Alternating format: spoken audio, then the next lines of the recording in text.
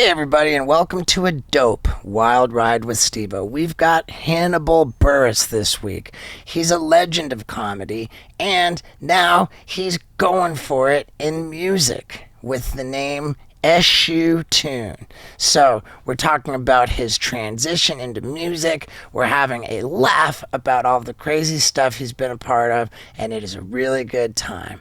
Plus, I want you to know that I felt great while we talked to Hannibal Buress because I got such a good night's sleep right here on my tour bus on my mattress from helixsleep.com. Now, I'm guessing that a lot of you have disgusting old mattresses that need to be changed.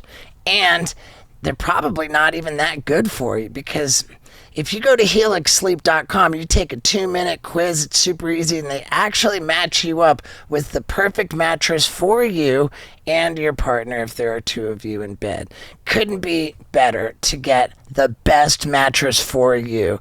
And if you go to helixsleep.com/Steve-O, you get up to $200 off any mattress you buy, plus 2 free pillows. I'm telling you, man, I love my Helix mattress, and you will too. So go to helixsleep.com/Steve-O for up to $200 off any mattress and 2 free dope pillows. So jump on it and let's get into it.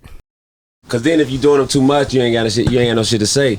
Yeah, right, for sure. You all burnt if you doing them. You're like, oh, what's in the news today? For sure.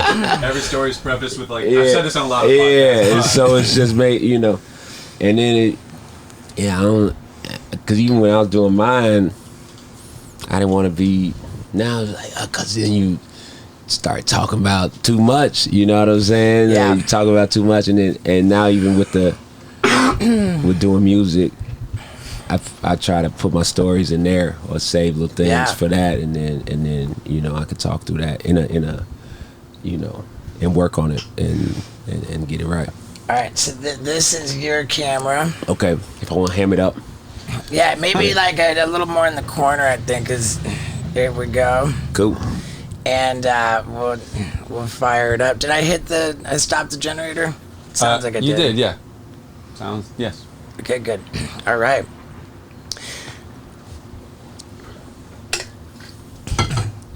All right. Ladies and gentlemen, Hannibal Buress. What's up, man? Yeah, dude. How's it going, dog? Dude, doing great. So you've met my co-host Scott Randolph. Yeah. The gorgeous Paul Brisky. Yeah. Producer, editor. Man, thank you for doing this, dude. We're both on the road right now. Yeah. You've just performed at T-Pain's Wisconsin Fest. Okay. Yeah. And probably some people would be surprised to know that you did music there, not comedy music.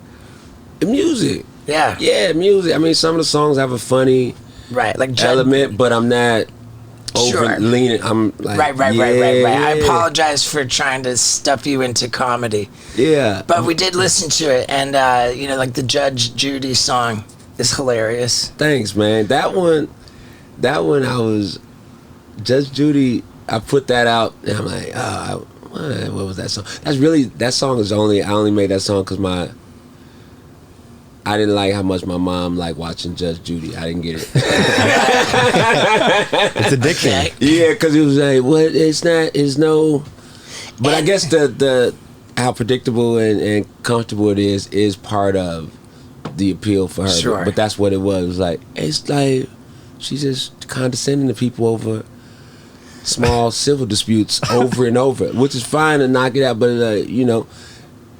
I appreciate the structure and the business, but she's also the richest. Huh? She is the wealthiest television personality in the history of the world. Yeah. I believe. That big. What? Like more than Oprah. For real? I think She's a billionaire. syndications. I think, which makes sense. Dude, I saw a YouTube video that said Rob Dyrdek makes like $125,000 per episode of ridiculousness, and they're in like. I mean, dude, how many fucking episodes? It's insane. So I think Judge Judy is kind of like that death by a million pinpricks. Yeah.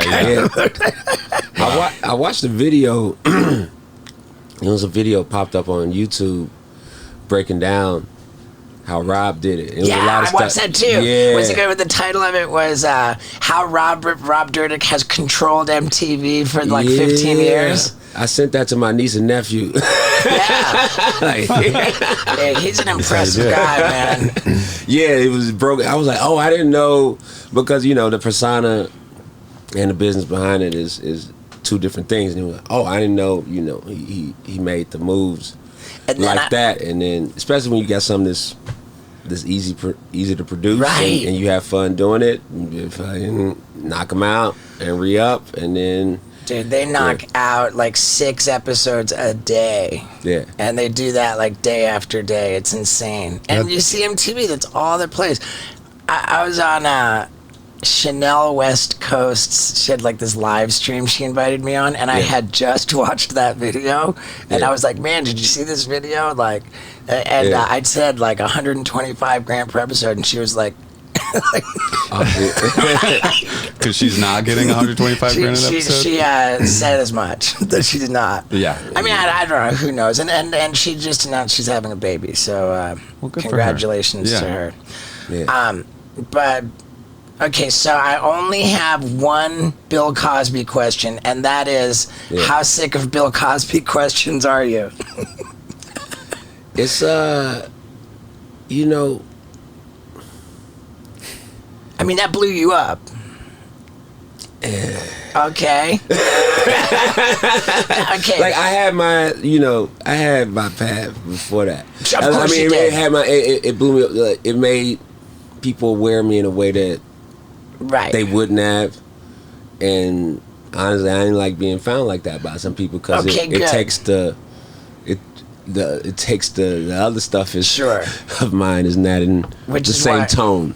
You know what I mean? Whereas Exactly. I was on my second special at the time, was working and had stuff. It's just it's an interesting situation, man. It's been going for a while. If I didn't know that I'd still be right. Well, I was I don't want to even get into it. That's why I was carefully. It's a fair question. Yeah. So were people starting to look at you as you're the takedown comedian? Who are you going to take down next, or things like that? I get those messages sometimes this is get Hannibal on a case. It's yeah.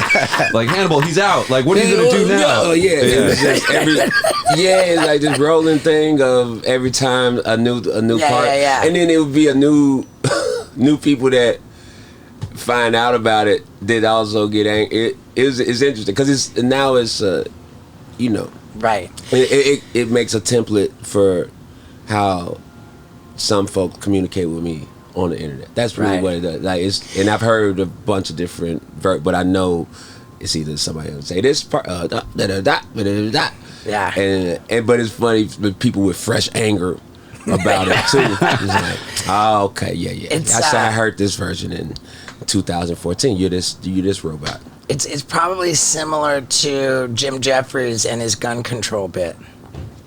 I mean that blew up, and so he goes on tour, and half the audience is there because of this woke gun control thing, and then they get just right. We don't want to say that, but yeah.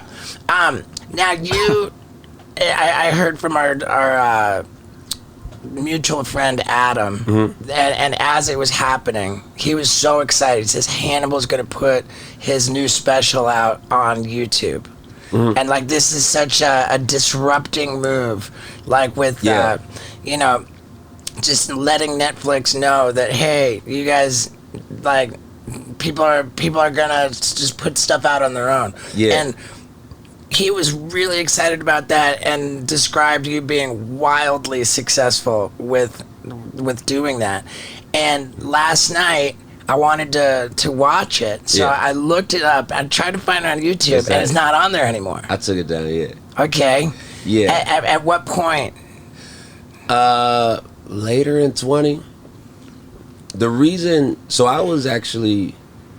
had a deal with. It was about to go up on Netflix.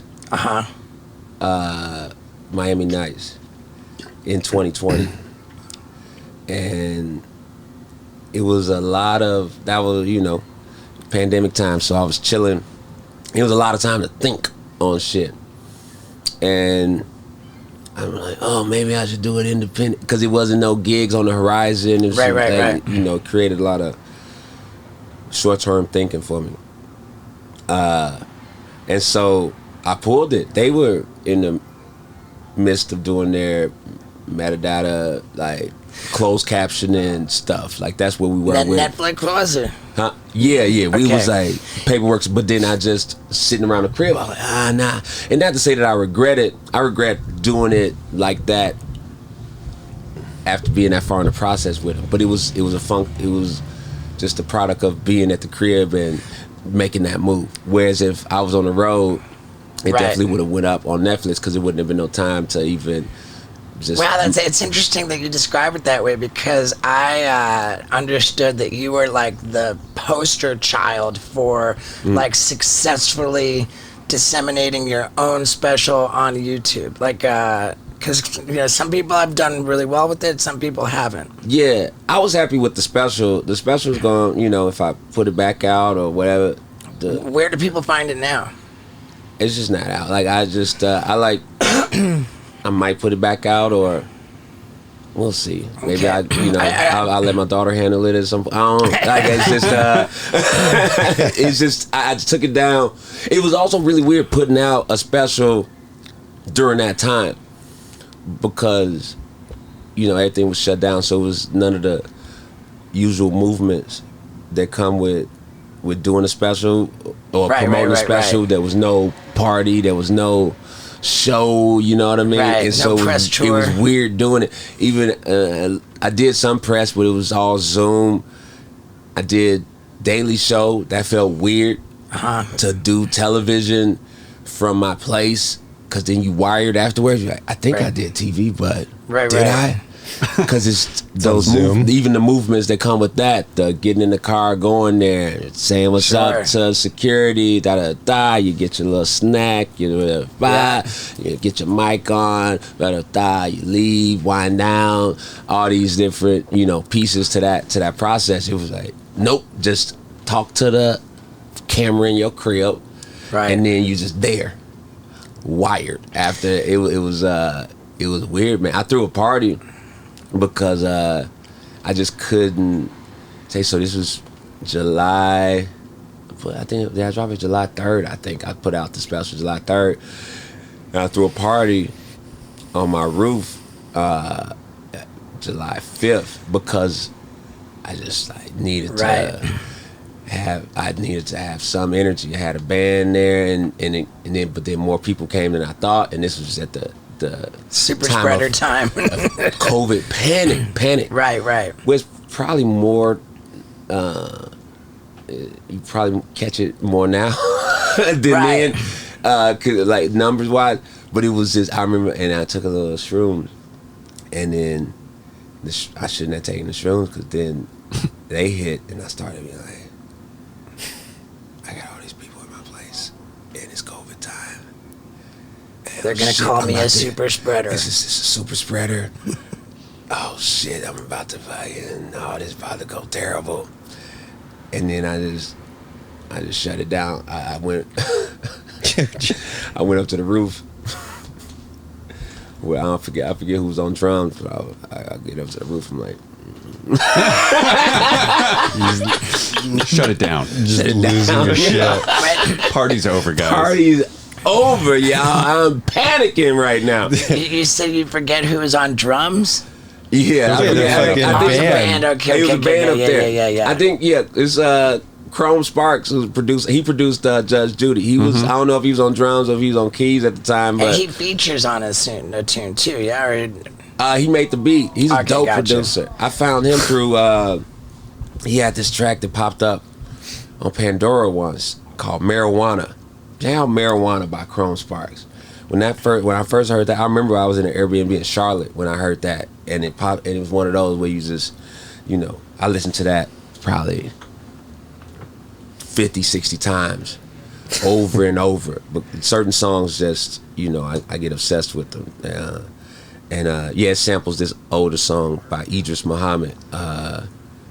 What is the name of it? But the drumming on that is really shit. Chrome Sparks, that shit. It is a great track. Yeah. Fuck yeah. I think I misunderstood something about your music that I want to clarify. We heard Hannibal Buress is making music, so I looked up Hannibal Buress on Spotify. Yeah. There's Judge Judy, there's these songs, but you have Eshu Tune. Eshu Tune, yeah. Which is serious, more serious, or not goofy music. Some of them are goofy, some of them are regular. Yeah. Okay, but I just wanted to clarify that. So there's Eshu Tune, which is where the music that's name. The music. Yeah, that's why I've been putting it. Okay, so I was showing you the wrong shit. Is that what you performed last night? Yeah, I performed those last night. So you were on the bill as Eshu Tune. Yeah, you know Eshu what? Tune, I put it Eshu Tune, a.k.a. Hannibal Buress, because Eshu Tune, nobody, Hannibal helps get them in the door. Sure. I listened to the wrong shit. Now, I want to say, too, that as I was looking for your Miami Nights special on YouTube and was unable to find it, I went through, like, what looked like a legacy of stand-up. I mean, you got clips that are, like, 9 years old, 7 years old, like, with, like, millions of views. And I watched a ton. You got a new one that just got posted. I think it was posted by Comedy Central. Yeah. Get to know Hannibal in like 8 jokes. You know, they got like 8 full bits. Oh yeah. Yeah. I watched it. Like I really enjoyed it, man. I legitimately enjoyed it, and I was struck by like the variety of the different venues that they had you performing in, like from small to huge, and it was good. And it only just came out 3 weeks ago, and so it's a rad like snapshot of your whole stand-up career, and clearly illustrates what you were saying about how, man, all that Bill Cosby shit, I had everything going already. You know, like it's evident from when I went through your YouTube clips. Man, thanks, man. Yeah, it was now, because I've been really interested in music, and so I don't watch a lot of my old stand-up, and when we were in the studio working on something, I was telling a story, and I pulled up some, and it was like watching a different dude, you know what I'm saying? I was watching live from Chicago, and the blazer on, and fake glasses, because I had LASIK at the time, but I was like, oh, they saw me with glasses, so I should wear glasses. Man, I'm the opposite. Because I'm old now. My fucking vision fell off a cliff, and so I need glasses. Yeah. But so much of the time, I'm like, people aren't used to seeing me with glasses. I gotta not film with them wearing them. You know, like it's a trip. And now I'm self-conscious because the glasses in the store that fit the best are the fucking same ones Knoxville wears all the time. So I feel like a Knoxville dick sucker. I've seen things where people are like, you guys are turning into the same person. Right. Yeah. It's awful. But in any case. So you're so into music now. Yeah. Like you're not even doing stand-up? You're just out performing music? Not really, man. Not really performing stand-up. I'm a special occasion stand-up. Okay. Like if a good friend really want me to come, or if they hit the number, then I'll. There is a number for sure. There's a number, but on the casual side, as far as just, I don't have that energy where how I used to just pop up at shit and just like really, or try to do 3 shows at a night, whatever, like that ain't really happening anymore. Do you have even like a note in your phone of like, if you think of a bit, or it's so outside your mind that I still write some stuff. Okay, so you're still writing. I come up, but it's just I can still do it in the music show, because it's just talk, you know what I'm saying? It's just put it as the banter in between songs and shit. My favorite one I've done come up with recently is that I got a baby daughter, is she won. And she met my sister and brother. We were at my sister's house in Phoenix, and so she was around an outlet, you know, and they get everybody get word to the baby by the outlet. But if she ain't got nothing in her hand, her finger can't just fit in the outlet. I understand the concern, but it's not real danger at that point. That sounds like potential for a rad bit. So he's like, I'll get it. I say, nah, man. You know, my baby, she just trying to get her superpowers right now over there. Yeah, she's in the origin story right now. Yeah, my baby origin story. Let life happen. There you go. Yeah. Yeah. So when you say that you'll do stand-up if they hit the number, like presumably the number dictates like what the plan is, and so I kind of take that to mean the getting booked for music is hitting the number. What Hannibal's about to say about performing music really makes me respect him as an artist, and I've always described myself as a guy who distracts people from their problems. I'm an entertainer. I'm not going to fix your problems, but I'm going to distract you from them, and I think that's a noble cause. But let's talk about actually addressing our problems, because that's pretty important too.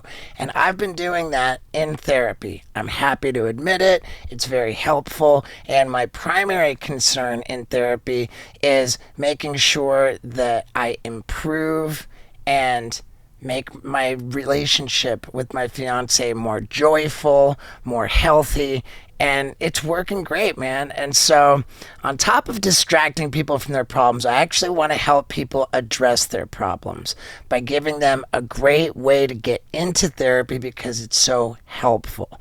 And the folks at BetterHelp.com are sponsoring this episode and giving a generous offer to the Wild Ride listeners by offering 10% off the first month if you go to betterhelp.com/Stevo. That's betterhelp.com/Stevo, and you get 10% off your first 30 days. I'm telling you, it couldn't be more simple, couldn't be more worth it, and they have a whole network of super qualified therapists, and they easily match you up with exactly what you're looking for. So jump on this. Go to betterhelp.com/Stevo, and I really think it's going to help you as it is helping me. So let's talk about the numbers. Is that right? No. Like, I'm in the passion mode with music. You get me to show up through music, like, I'll just, if it makes it, I do want to make money from it, I do, but it doesn't have those same barometers because I'm in the this mind state of grinding and having fun, so it's working up. Obviously, I have some advantages, but it's not the same. It's still, some growth to do, so it's like, it's exciting. Even, doing the festival yesterday, I was on at 425, you know what I mean? Because I'm a new musician, but I thought you were gonna say because I'm kind of a pothead. Not like hardcore, like 425. And so it was, but folks was there, and it was exciting to do it, and I was worried at first, but because of my experience seeing festivals and outdoor festivals where you see those daytime sets and you're like, this is tough. But it was indoors, Milwaukee, and it was packed in there. It was fun, but yeah. So music shit for now. I'm down to come through and rock out just because I enjoy it so much. It's so interesting that you're really a legend of comedy going into music. Mm-hmm. And I'm coming from some other shit into comedy, so we're a little similar in that. Yeah, and you gotta retrain people and just hey, you gotta give I'm doing this. Right. Hey, no, for real, I'm doing this. Right. Like, you know what I'm saying? You gotta, and it's different tools you use to do that. You got your bus where you're like, hey, we rolling through. Look, we in your city. God damn it! Like, even if they ain't see the ad online or they ain't get the email from the venue, you like, I saw that motherfucking bus. So let's see what the hell he up to here in Wausau. You know what I'm saying? Yeah. So you gotta push it. It's dope. It's dope to see. How many days y'all spend on this year on the road? I mean, I don't know. I haven't counted. With 3 on, 2 off. 3 weeks on, 2 weeks off is the goal. Yeah. But we're hitting it pretty hard. Yeah. Hitting it super hard. For sure. Do you have any shows coming up soon, or do you have anything on the books? I got Adult Swim Fest August 6th. Are you in gonna Philly? What are you gonna do there? I'm doing music there. Okay. With strong banter in between songs. Strong banter. Yeah. I do comedy. I do strong banter now. Yeah. Yeah. Wow. And then in Chicago, I'm doing Silver Room Block Party, which is Silver Room is a dope store run by Eric Williams, and Silver Room Block Party is like a Chicago institution that they've been doing for years. It's the first time they charge for it. They're having it on the lake, so I'm performing there, and might be doing some shows with Mulaney. He's doing United Center, I think July 14th, 16th, around then. And so those, coming up and shit, man. Where's home for you? Home right now is L.A. L.A. Oh, cool. Yeah, home is L.A. And I'm in Chicago some. Yeah. Okay. Cool. Yeah. What go ahead. I don't know why I feel nervous, but like, was it at all controversial leaving the Eric Andre show? No, not controversial. It was the reason I left was because it was a gap in between that just felt a bit unnatural to me to jump back in. Okay. Like, because the first 4 seasons were boom, boom, boom, boom. Right. And then it wasn't happening for a bit. And so then I thought the show wasn't happening anymore. Right. Which is fine too, And so then going back in, it didn't feel, because it was out of rhythm, you know what I'm saying? It's a lot of things you do in that amount of time, and so Right. it just jumping back in didn't feel it. Did Eric get you into meditation? No, I mean I know he definitely was doing a lot during breaks. I don't meditate like I should. I be getting that motherfucking Headspace app and then not really using it to what the money I spent on it. I do it sometimes, but yeah, I try to definitely. Lately, I've been trying to, with my mornings, trying to get make sure I do dope shit right before I get into the internet. Yeah, that get into. So my best mornings is when I get up, write some shit right away or listen to I'll go into my studio. Like if I go do something in every little room that got something in it, like I got my synth in one room, so like before I even just playing something, not even for the purpose of making a song, but just like having fun, and then going to the room with the drums, going to this other room, say something, then going to this other room, write something down. So you got a pretty dope ass house, huh? Yeah, all these rooms. You got it's a decent little space to move around a little bit. And read a book, but just maybe read 2 pages of a book and write something, and then go in and try to just stretch out, and then those would be the best days and shit, and trying to and as far as making something right away when the brain is pure. One morning I was like I was listening to a lot of Brazilian music, and then there was one song that came on this playlist by Zaka Veloso or something, but it's this real. He's singing in Portuguese about his. The song is about a boy needs his mother, but it's like super slow, and he's like singing in his high pitch, and it just like hit me in a way, and I just started writing this song to it, and I never had something take over my day like that, where it was just I gotta fucking. And it was the whole day writing. And something usually when I write or finish songs with other people involved, but that one was like I was supposed to see my daughter that day. I didn't go see her. I was just I was just in it, man. And it took over the weekend too, where it was just this song just hit. But it was because it was one of the first things that happened that morning. It was I hadn't communicated with anybody yet. That song hit my brain fresh, and it just like it hit in a way. And I wrote some of the most personal shit that I ever wrote. And that's like a song you're writing. Yeah, a song I wrote. Gotcha. Yeah.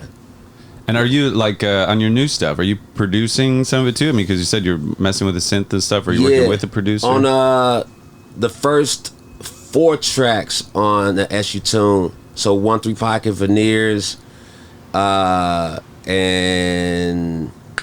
I was at the airport, and one other I co-produced on those. Sweet. And stuff. Yeah, because that's one thing too. Because when you try to go into something in the music, and people try to say it like, okay, you like, but the beat was dope, so I just like did that to people. So motherfuckers be like, yeah, I made the beat too. Oh, he got carried by the beat. Yeah, that was me also. The beat was awesome. Yeah, what's the sample in that song? There's that like repeating sample. There's like a chick yelling in the back. What is that sample from? That sample is it was this video I saw on Twitter where this lady was snapping on. She was the manager of McDonald's, and she was, I don't know what happened before, but she was yelling at some customers, and that was an insult. So it was a manager of a McDonald's saying as an insult, Burger King, McDonald's eating ass, bitch. and so I just thought that was hilarious. And then we had a session booked later that day. True was my engineer, and Shalik also produced on it. And I was like, I don't know what we making today, but this is the sample. That was the start of it. We're starting with this. We starting with this. Yeah. And we did it, and it was like, let's make the track. I'm from Chicago. Chicago has is footwork music, which is real. It's kind of EDM is a cousin of it a little bit, like just really produced and high BPM. So we're trying to make that. It's more a drum and bass sound now, but that was one where it was just making these type of tracks that just are hectic and overwhelming and just really really grabbing, and they work live well because you have to bring the energy performing them. Right. It's a super intense track, and a lot of the other producers like that track a lot too. People they like, oh, that's my shit, because it's just it grabs you. It's not passive. It's different. I like it. That's Paul, man. He's a big musician over here. I produce music too. Yeah, maybe that's why I like that one so much. Yeah, because I'm so talented. We just yesterday set up this bus with Sonos. Oh yeah. Yeah, and the first thing I looked up was his music, and then the second thing we looked up was your music. Oh, word. Yeah. When you take a sample from Twitter like that, it sounds like it came from Twitter. Like, are you just rocking it, just throw it in? Like, or maybe it's just so circulated. Did you have to pay for that? I'm gonna find that lady like this. Yeah, I'll find out in court. Like it hasn't gone crazy yet. The music. Right. So, if you get served, you'll know. I do want to find her and. I was wondering that too, like Kanye West samples stuff, like he's got that little kid in the car was like yes God, and like doing that whole thing. He cut that whole thing out. Like, did he pay them for that video? He's definitely paying because he got a different light and lens on him. Yeah, right. Like me, it might be a slow burn, but I wanna, because she inspired me, so I wanna handle that shit, properly, and especially I gotta believe that the sampling Judge Judy's voice is potentially more of an issue. I think it's safe to say that getting in trouble with Judge Judy might be bad for your health, but what is incredible for your health is Athletic Greens. AG1, baby. Comprehensive and convenient daily nutrition. Here I am on my tour bus. When I wake up in the morning, I dump a pack of this into my water. I pound it. It's delicious. It's loaded with 75 different vitamins, minerals, whole food sourced superfoods, probiotics, adaptogens. I mean, it's really, really delicious and very good for you. It fills in the gaps in your diet, and let's face it, we're not all eating enough greens and such. On top of being so nutritious, it helps your gut health. It helps your brain. I mean, I really, really love this company, and they really, really love the listeners of the Wild Ride podcast, because if you go to athleticgreens.com, you're going to get 5 of these packs free, plus an entire year supply of immune boosting vitamin D with your first purchase.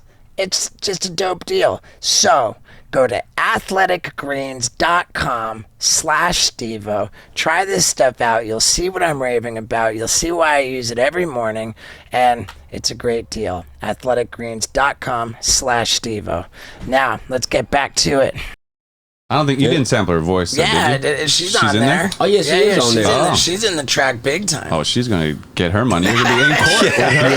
Dude, imagine being in court against Judge Judy. Like, you know, like, she's the plaintiff. You're fucked. I just take that shit right down. I don't like the song. You're like, sure. I think she might be coming at you retroactively. That too, yeah. It was like, I performed this once live. It doesn't even work But honestly, in my show. The press of like the press of being sued by Judge Judy. Is maybe worth it. I mean, yeah.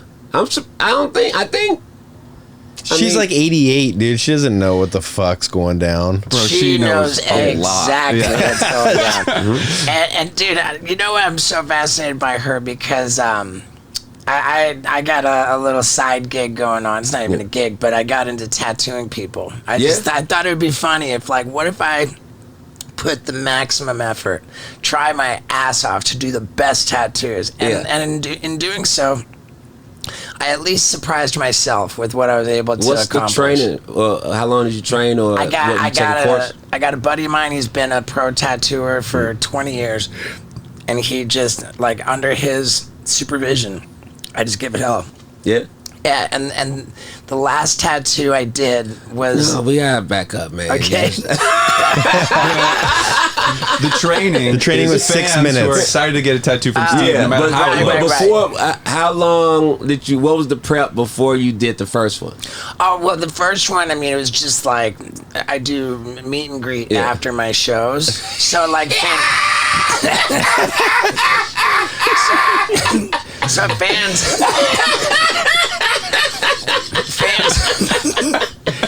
Friends bring their own needles. Fans would show up with a tattoo gun. That's the training. I got myself in trouble too. Shit. What's that? Well, how much on top of the ticket is the Steve-O tattoo?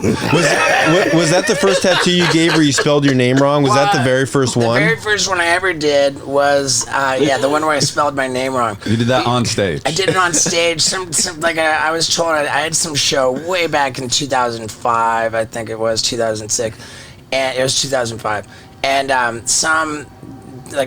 they were like, some guy wants to get a tattoo.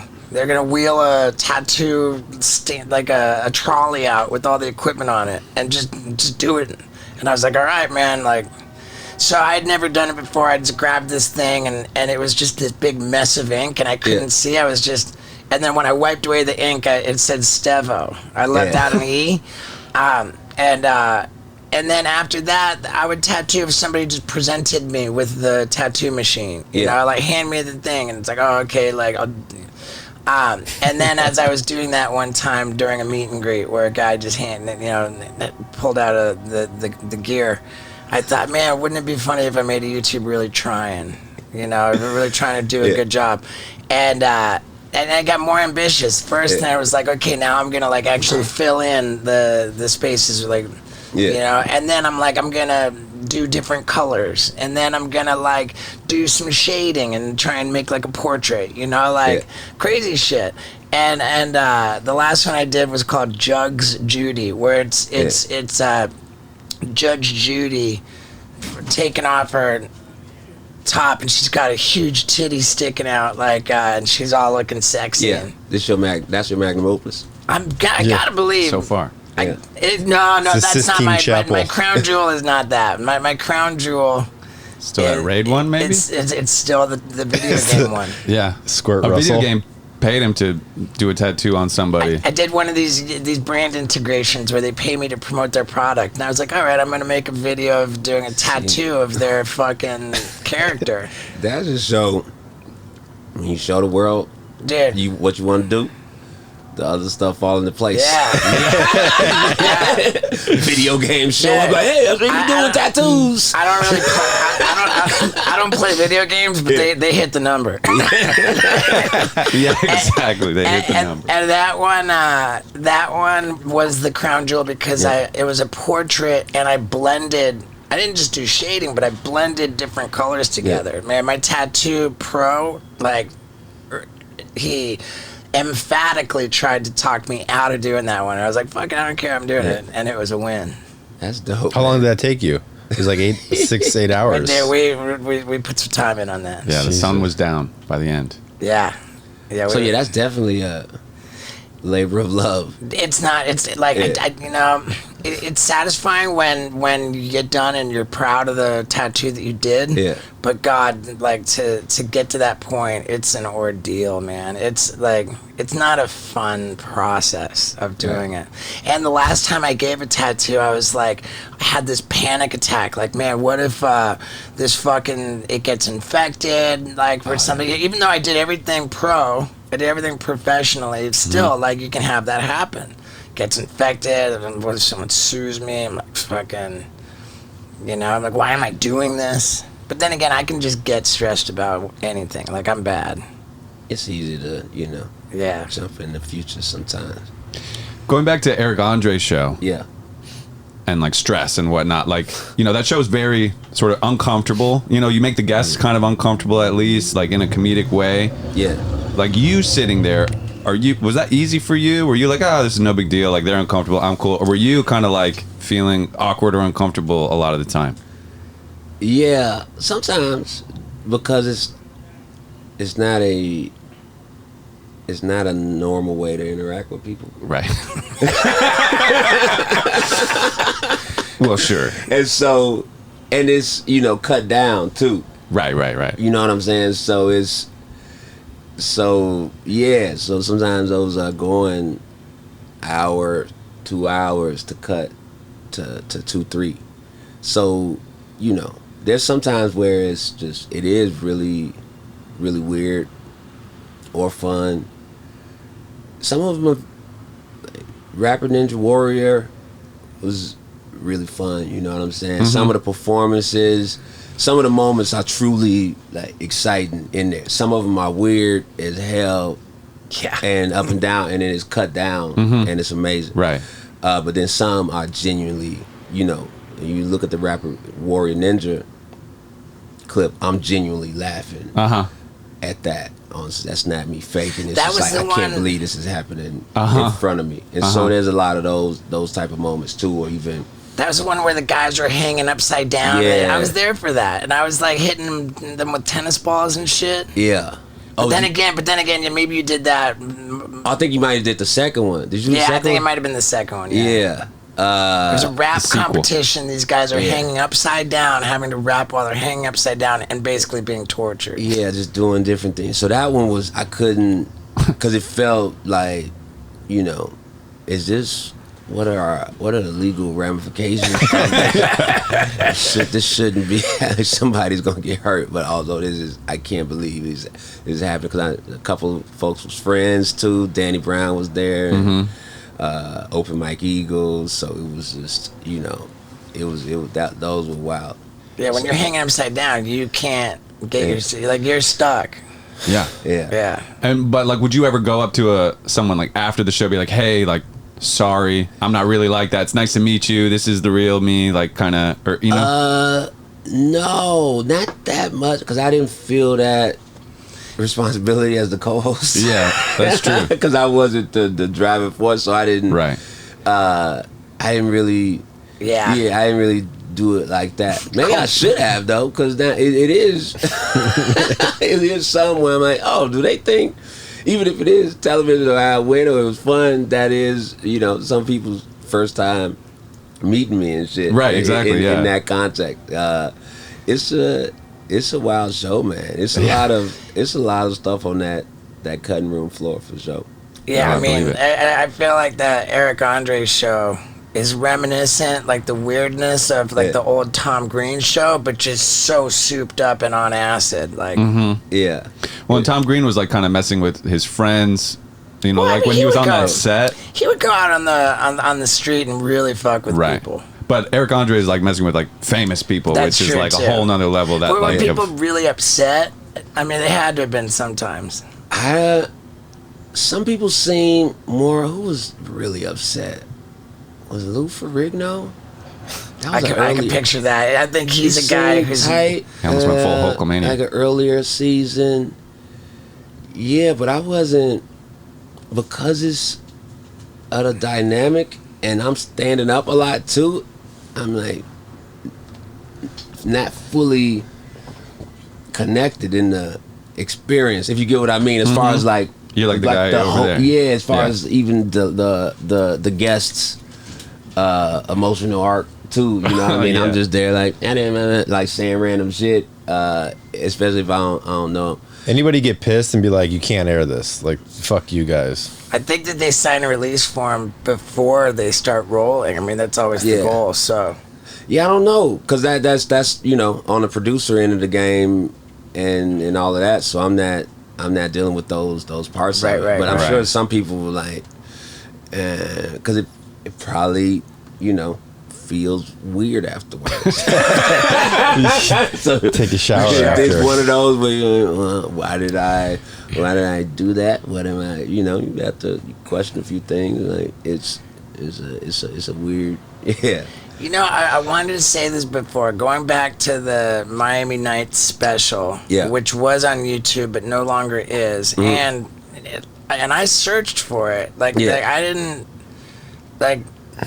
There's not like just schmucks that put up the whole thing, you know, like it's not on there. So I think that I'd like to encourage you to put it out on your own website with a paywall, because that's what I did, and it's why I was hearing so much from Adam about you putting it on YouTube, is because I had my own special that I wanted to put out by myself, and I put it out with a paywall, and I did really well with it. Oh, word. Like really well with it. I had spent $300,000 producing it. Yeah. And more than got that back. I was super happy. Word. So, we could help you. It's pretty simple to set up. Like, drive a bunch of traffic, you know. Yeah, for sure. I don't. It's You got a website and shit. I have a website. I know the options available. It's just I'm not it's not I don't have the urgency with it, and I fully produced it myself too. Right. Can I ask you how much it cost to do that? Around 300, and that was the second one I shot too. I shot it on my own in LA in January or February of 2019. I should have done a different venue. The spot was cool, but maybe not for the special. And then there was some other. Was that the Miami Nights one? That was the first version of it. It was called something else then. Okay. And I shot a version of it. And actually, it was some producer issues where the main guy who wanted to produce, he had something to do that, but he had his team there, so he couldn't be there. So his number two was there, and the guy was like, hey, usually we have the warm-up comic get these shots, these pickups of the audience laughing, like, that, hey, everybody laughed at those cutaways. And I said, that's cool that y'all like to do. I don't want to have that, because I don't want to set that energy. I want it to, feel as natural as it can. And if we doing that at the top of the show, it puts the audience in a certain state of mind, right? Especially when you got the camera right in front of the fucking person's face. It's always the most awkward. Well, and like, hey, now laugh. Right. That's weird. And so I say, we had a conversation a couple times. I say, no, I don't want to do that. If the joke bomb, that's it. You know what I'm saying? Or like I'm not worried about like trying to chop it and fake cut. And so, second show, or first show or second show, but I'm backstage and I hear the opener kind of doing that, like doing the shit, like, oh yeah, everybody get laugh, get some claps. Oh, dude, that's awful. And so, I thought you were saying get the crowd laughing at the opener's jokes, not the opener saying. No, okay, they had him like, so he still told the opener to do that, and it was like, yo, y'all didn't chip in on this. Why you know what I mean? You producing, just follow that simple direction. It's easy to just not do that. That's not what I asked for. I would not. Well, it's more than easy. It's kind of a little blatant at that And so, with that, in addition to some other stuff, I was just like, okay, your name can't be on my shit. I will do this again. Just because you.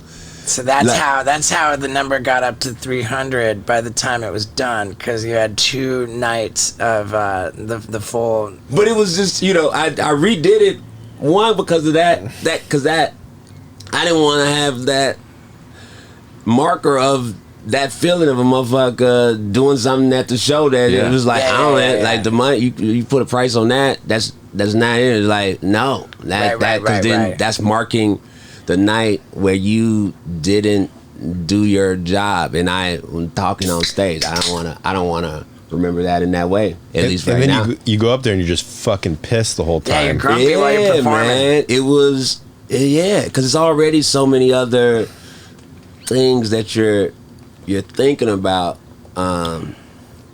with it, that it's tough to lock in on the performance in that. That's one thing too. With music, it's easier to lock in. You know what I mean?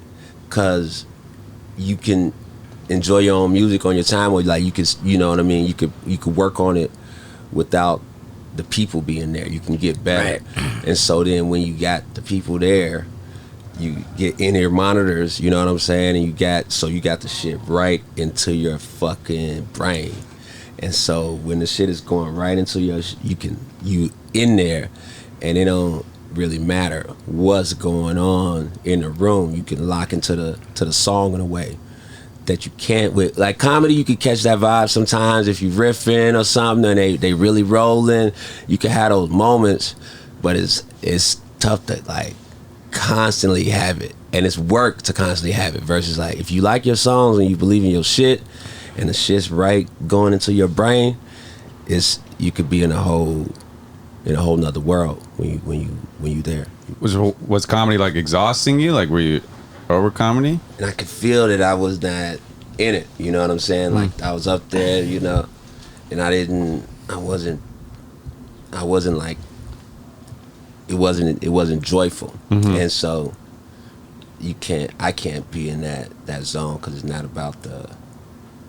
Like, I couldn't like keep doing it, especially with what people pay for my tickets. I can't just be out there like, half-assing, and that's where I felt like I was doing. I was just going out there. So it was just shifting in it and the music's a rebirth. Yeah, that's cool. And was it like overwhelming almost, I guess, like the sort of popularity of it, and with movies and shit, like was it like, is it a relief to be sort of starting back at like zero with music, versus like the comedy had got you like such a, I don't know, so much notoriety and the movies and everything? It's like you can just it's just hits differently, man. Just to be able to just capture different shit in that way, work on it, and different topics, all types. I talk about, playing basketball.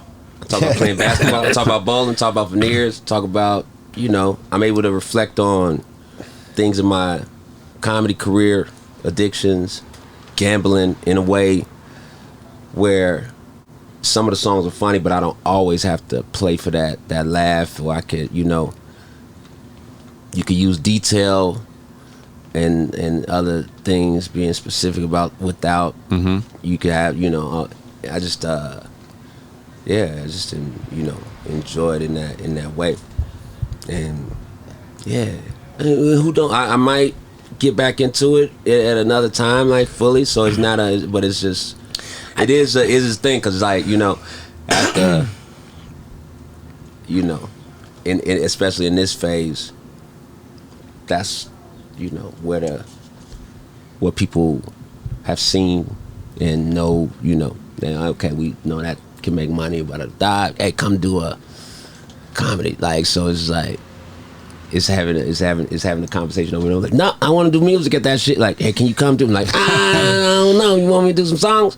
Yeah, I'll give you some strong banter, but that's all. Strong banter in between. I ain't trying to just come talk at you. Can you come to that? Nah, I really giving them banter with music behind it. I don't really want to come through and tell it.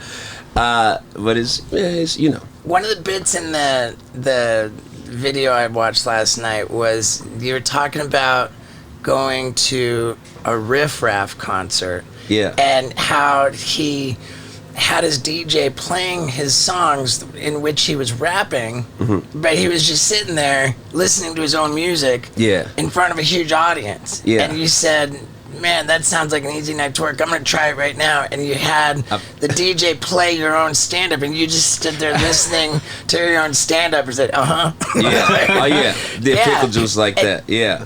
Yeah, exactly. And it occurs to me that, the way that I do the comedy and I do the stunts, and I've mixed them together into this multimedia show. I gotta believe that you don't have to be forced to be, am I here to do comedy or am I here to do music? Like, why not marry your worlds together and just have it be like just a night of entertainment? Absolutely. Absolutely.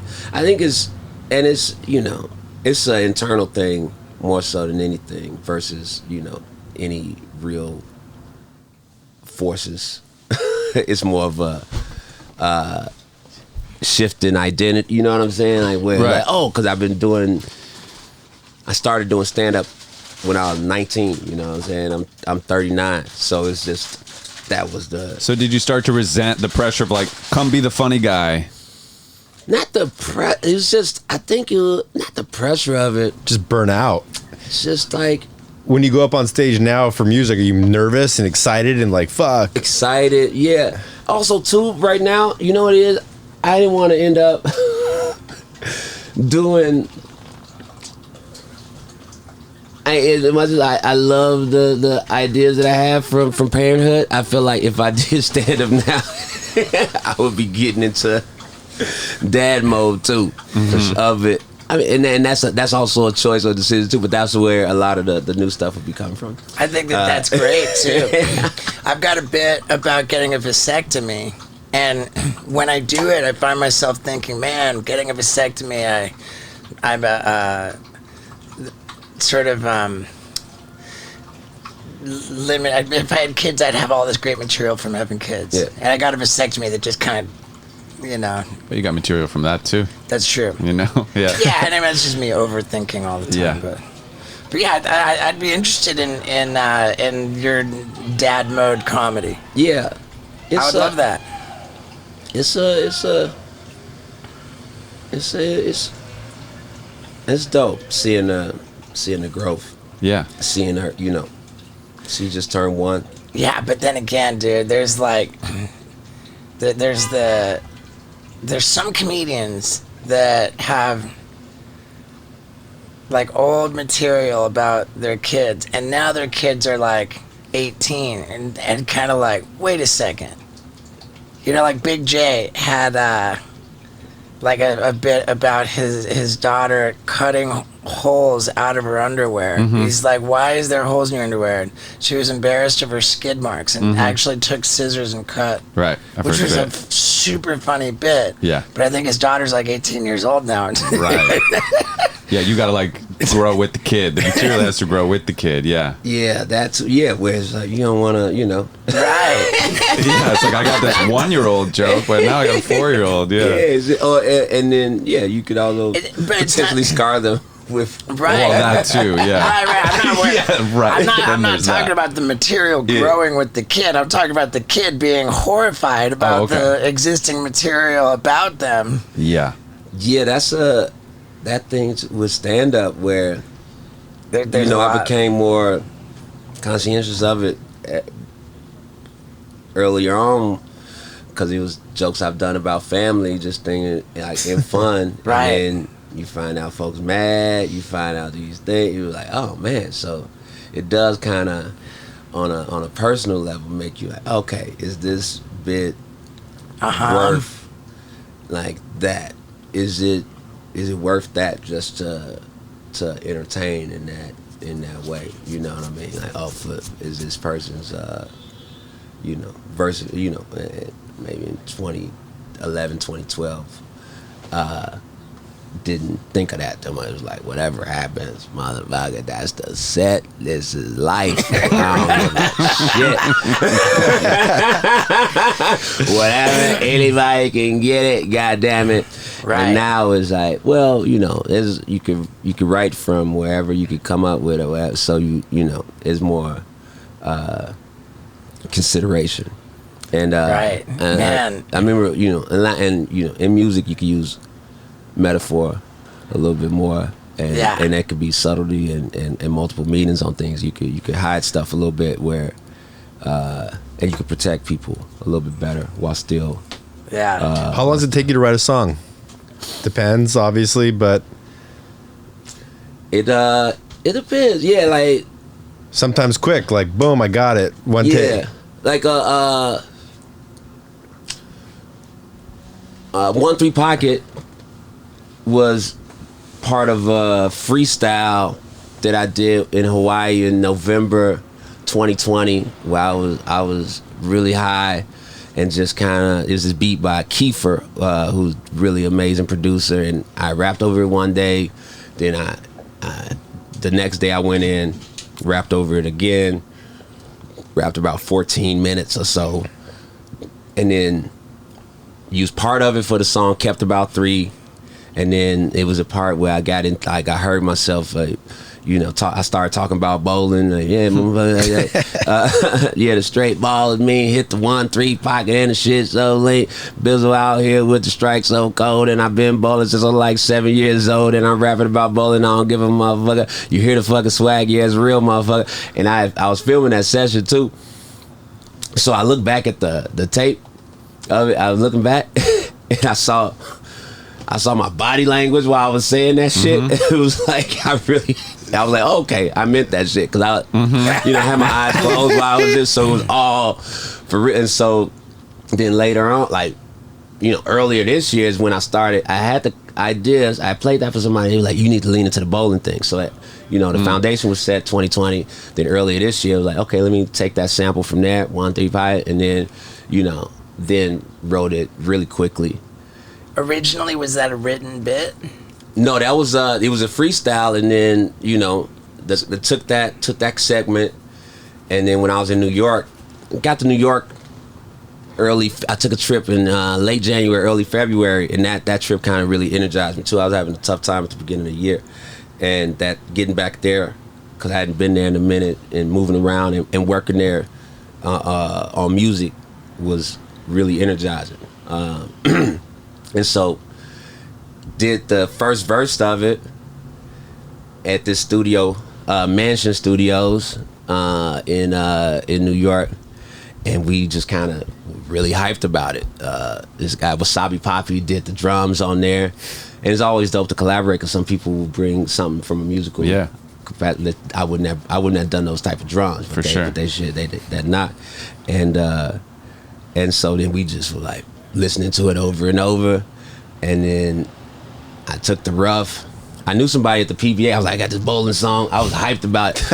I was like, yeah. I sent that shit to them like 5 a.m. Sent it to a bunch of friends, just the rough with one verse. And then I had a session with Static Selector later, and then we hung out, started a few songs, and then we went to the club, and I hadn't been to a New York club in a minute. It was weird as hell, you know, the bottle service and shit. But at one point I was like, I look up on AirDrop and just sent it to everybody who AirDrop was open. Sick. And I sent it. One of the people was the DJ, and I guess he knew I was there with Static. I don't know, but he get it, and then he played it right away in the club, and it was just dope to have the shit move that fast, where, you know, finished recording it like 4 or 5 in the morning. Then in the club, you know, I met with my friend from the PBA, talked about it. She gave me some ideas, and then in the club, AirDropped it to a DJ, and he played it right away, and it didn't ruin the club. Obviously, they don't know the song, but nobody was like, "Hey, what the fuck?" Right. And so it was just dope to see that shit move that fast like that. How is it labeled? Like for the DJ, is it like? I think it just comes up, like Hannibal wants to AirDrop something, you know. So he said like Hannibal's phone or something like that. iPhone. You should stand outside of Power 106 and AirDrop Big Boy, dude. Yeah. For real, it just shows that, you know, you can just all people could do is say no. But that felt, because sometimes I sit on stuff too long or overthink the song, rework it, and then that showed me that if you want to, you know, press the gas on whatever, you can do it however you want to do it. So that was a dope weekend, being back in New York and just getting shit moving. And, that's like some Jay-Z shit, you know, just like go play it in the club, see how it goes, you know. Yeah, it felt dope, man. Like having shit, like I didn't set out to make club music and shit, but shit's dope when your shit. Shit is dope to hear your shit in the club, like, and it bump and people vibe, and it don't matter if they don't know it's me. I'm not performing in the club. Right. The shit just playing. So it means it's a solid. The song works without anything to do with me, and so that shit. It's pure. That shit felt great. That's cool. That's awesome, man. What's your do you have a favorite way for people to consume your music? Is it like Spotify, iTunes, like wherever they want to? All of those. It's up on all of those on the Eshu Tune. And when you say Eshu Tune, ESHU TUNE, Eshu Tune. Eshu Tune. Yeah, Eshu is. I was trying to come up with a separate. I was trying to come up with a stage name or a music name. And then I didn't find it. At first I thought of this one, Wabansia Joe, which is Wabansia is a street in my old neighborhood in Chicago, and Joe is kind of the nickname, like Chicago slang. Man is Joe. What's up, Joe? Joe, everybody Joe. And so that was, but it didn't like hit like that. And then I was trying to like find something that really, really stuck. So I looked up African mythology. And so they have their different gods, you know, Orishas, and Eshu is the trickster god, and it's all these different. And so I really connected with the, you know, all the lore around that. Eshu is like the Loki of African mythology, like that archetype.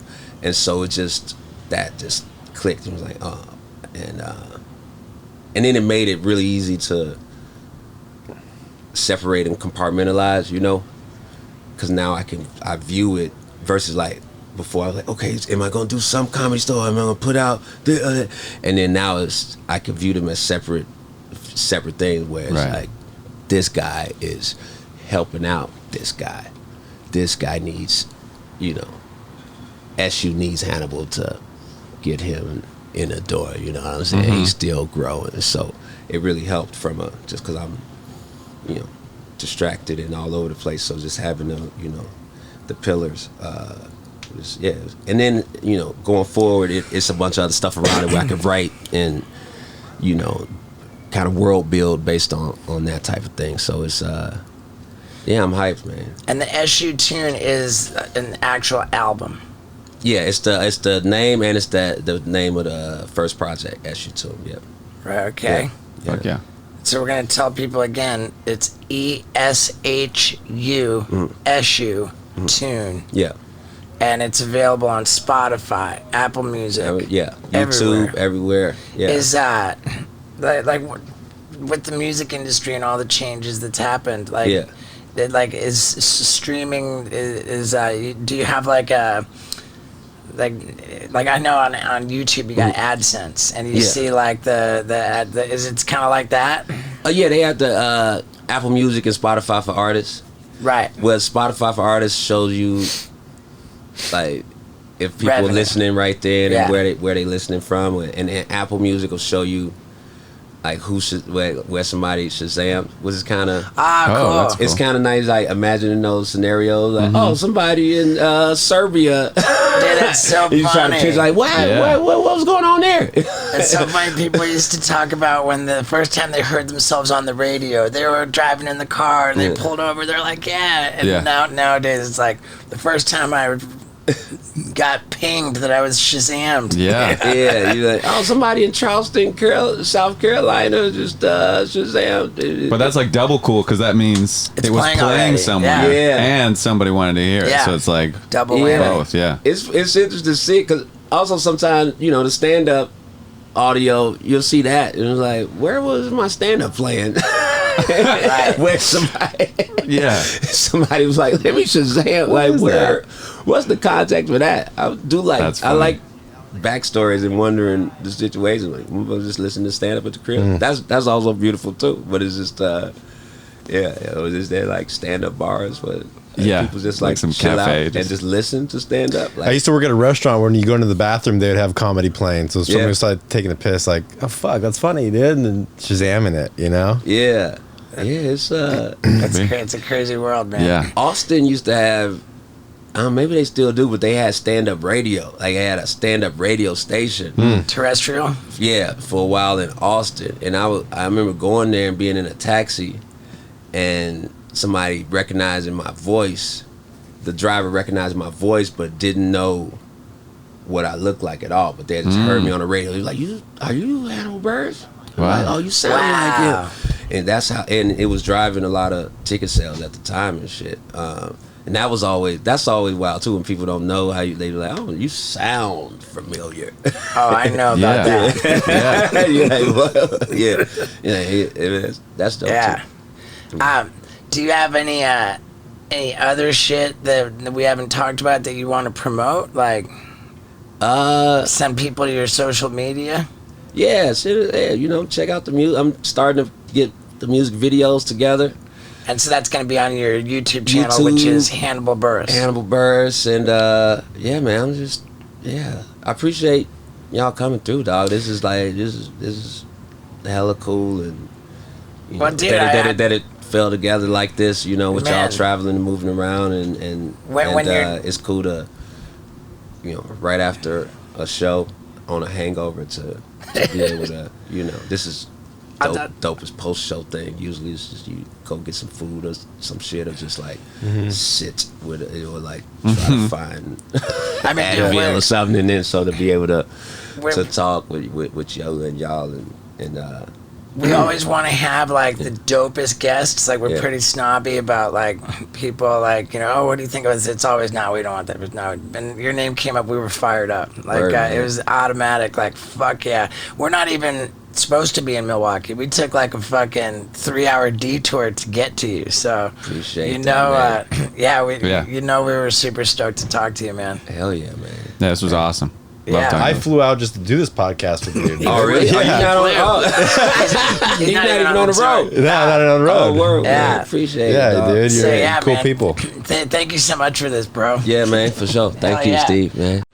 Yeah, dude. Here we are again, man. I want you guys to know that I really do appreciate you sticking around to the end of the podcast. And I got to tell you, too, that today was a gnarly day. Actually, to peel back the curtain a little bit, today was the day that Dave England flew in to tour. We just got back from the skate park, man, and I am all beat up, dude. Skateboarding at 48 years old sucks. But you do not. And thank you so much, man. I love you guys. Ugh.